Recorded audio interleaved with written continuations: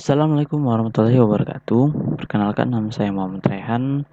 Pada video kali ini saya akan menjelaskan tentang kesimpulan-kesimpulan dari analisis artikel pada tugas ke-6 IT Risk Management sebelumnya.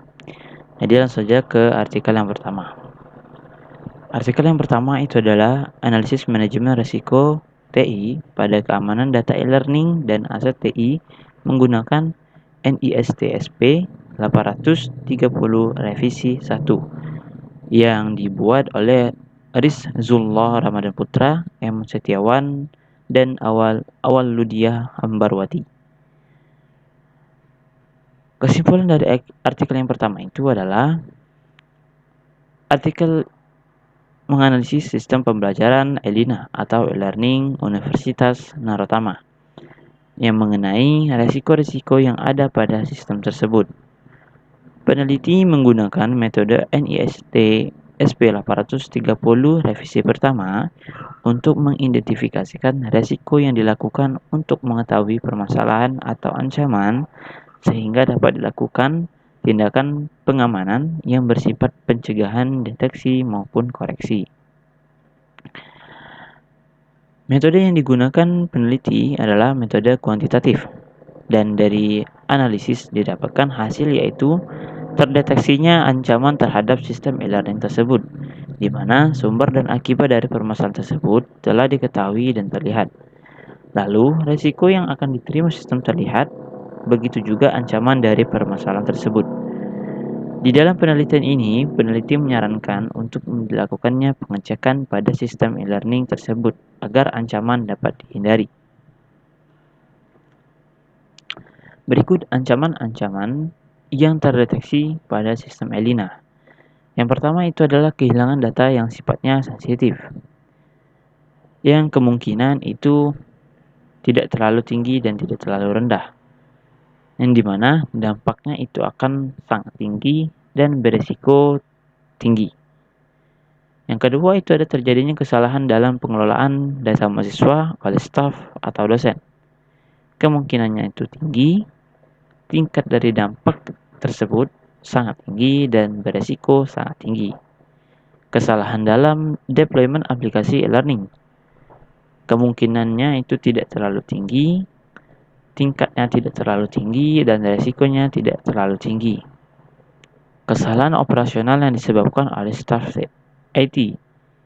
Sama seperti sebelumnya, kemungkinan tingkat dari dampak dan risiko tidak terlalu tinggi. Gangguan tegangan listrik. Kemungkinan dampak dan risiko tidak terlalu tinggi. Selanjutnya, kerusakan pada aset yang sudah menua ataupun rusak. Kemungkinannya itu rendah, tetapi tingkatan dari dampak itu tinggi. Namun risikonya tidak tinggi. Ruangan server yang temperatur suhunya tidak sesuai standar.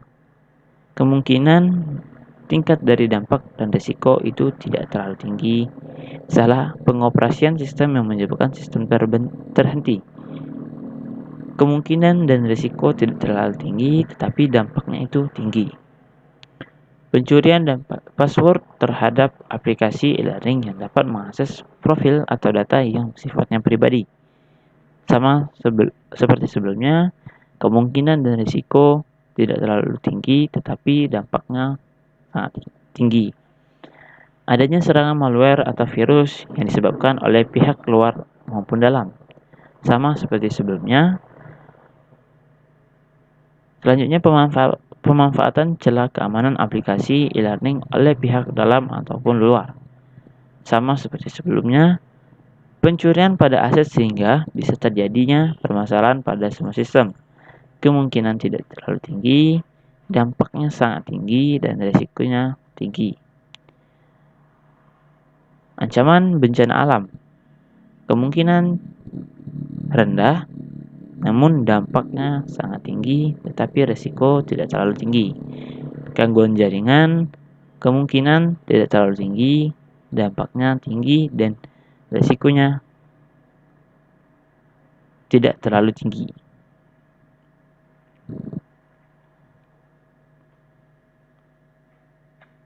Keterangan dari dampak-dampak atau ancaman yang telah disebutkan sebelumnya. Kehilangan data, keterangannya itu dampaknya very high atau sangat tinggi karena data yang di dalamnya berupa data yang sensitif yang mempengaruhi akreditasi. Yang kedua itu adalah halaman web tidak dapat diakses dan juga proses pelayanan tidak dapat berjalan. Pencurian password, keterangannya itu adalah dampaknya tinggi karena capaian pembelajaran ada dilaksanakan melalui e-learning, maka akan terjadinya permasalahan pencurian kunci jawaban atau data yang sifatnya pribadi. Jumlah data nilai mahasiswa yang banyak, terjadi kesalahan dalam penginputan data oleh staf atau dosen. Keterangannya itu sangat tinggi karena bisa mempengaruhi penilaian mahasiswa. Gangguan tegangan listrik, keterangannya itu tidak terlalu tinggi karena bisa menyebabkan sistem bermasalah dan kemungkinan memori server error ketika dinyalakan kembali. Yang keenam, kesalahan operasional yang disebabkan oleh staf IT.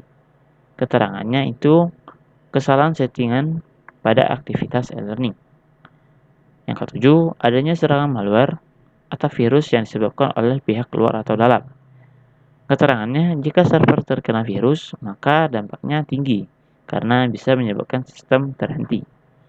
Yang kedelapan, itu ada kerusakan pada aset yang sudah menua ataupun rusak. Keterangannya tinggi karena bisa terjadi permasalahan pada server. 9. Kesalahan dalam deployment aplikasi e-learning. Keterangannya beberapa fitur kemungkinan tidak berfungsi. Yang ke-10, pemanfaatan celah keamanan aplikasi e-learning oleh pihak luar maupun dalam. Dampaknya sangat tinggi karena membutuhkan tim rekanan yang memperbaiki program. Yang ke-11, itu ada pencurian pada akses sehingga bisa terjadinya permasalahan pada semua sistem. Yang keterangannya itu sangat tinggi karena berdampak tinggi pada sistem sehingga sistem e-learning tidak bisa berjalan. Yang ke-12 itu adalah ancaman bencana alam. Keterangannya dampaknya sangat tinggi karena bisa menyebabkan sistem mati total dan seluruh data yang sifatnya sensitif akan hilang. Ruangan server yang temperatur suhunya tidak stabil atau standar. Keterangannya dampaknya moderate atau tidak terlalu tinggi karena bisa terjadinya permasalahan pada server. Yang ke-14 itu adalah gangguan jaringan yang dampaknya tidak terlalu tinggi karena jaringan internet akan mengalami kegagalan koneksi yang berdampak pada sistem learning.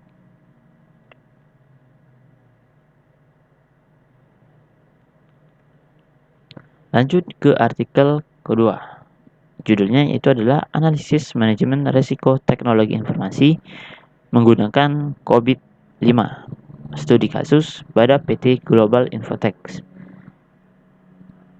yang dibuat oleh Prilly Pesaulia Tenu, Agustinus Friswijaya, dan Chris Rudianto. Kesimpulan dari artikel kedua itu adalah peneliti menganalisis manajemen risiko teknologi informasi menggunakan COVID-5 pada PT Global Infotech, yang mana rumusan masalah dari analisis ini apa saja risiko teknologi informasi yang ada di perusahaan dan sejauh mana pemanfaatan COVID-5 dalam meminimalisir risiko. Sedangkan tujuan dari penelitian ini adalah untuk mengetahui apa saja risiko teknologi informasi yang ada di perusahaan dan untuk mengetahui sejauh mana pemanfaatan COVID-5 dalam meminimalisir risiko. Metode yang digunakan oleh peneliti itu adalah metode kuantitatif. Dan dari analisis ini didapatkan yaitu bahwa terdapat 4 risiko diantaranya.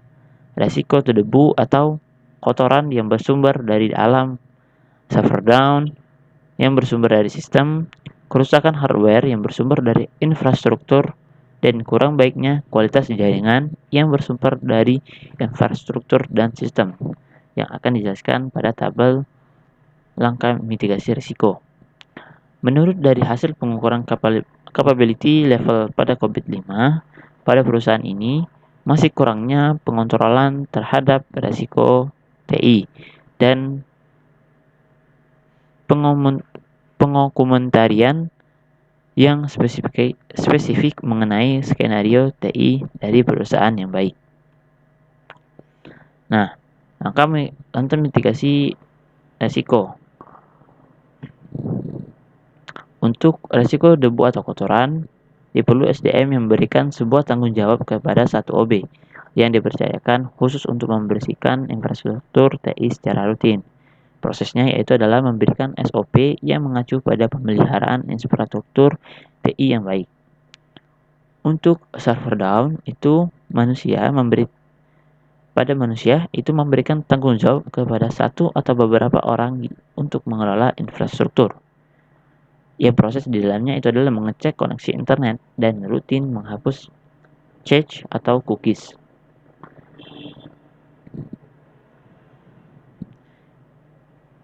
Lalu ada kerusakan hardware. Untuk manusia, itu memberikan tanggung jawab kepada bagian IT untuk maintenance hardware yang ada.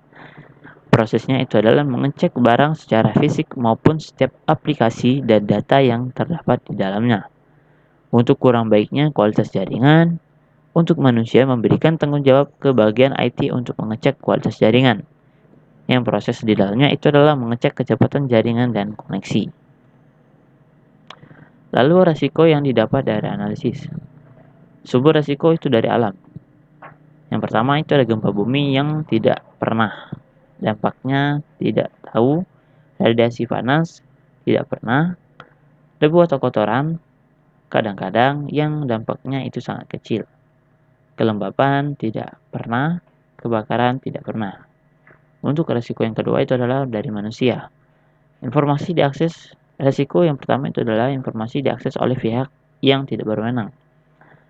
Frekuensi kejadiannya tidak pernah, hilangnya data tidak pernah, human error tidak pernah, data dan informasi tidak sesuai fakta tidak pernah, mantan karyawan atau user yang masih memiliki akses informasi tidak pernah, kebocoran informasi atau data, kerusakan akibat ulah manusia seperti cybercrime atau pembajakan tidak pernah, dan mengganti user ID itu tidak pernah.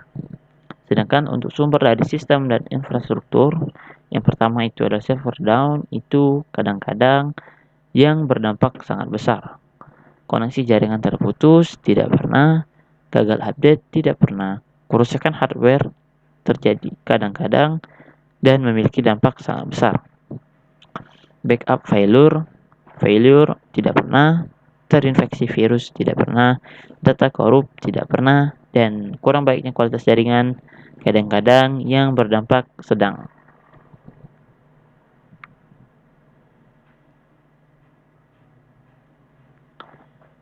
Baik, itu saja yang dapat saya sampaikan. Jika saya ada kesalahan kata, saya mohon maaf. Wabillahi taufiq wal hidayah. Wassalamualaikum warahmatullahi wabarakatuh.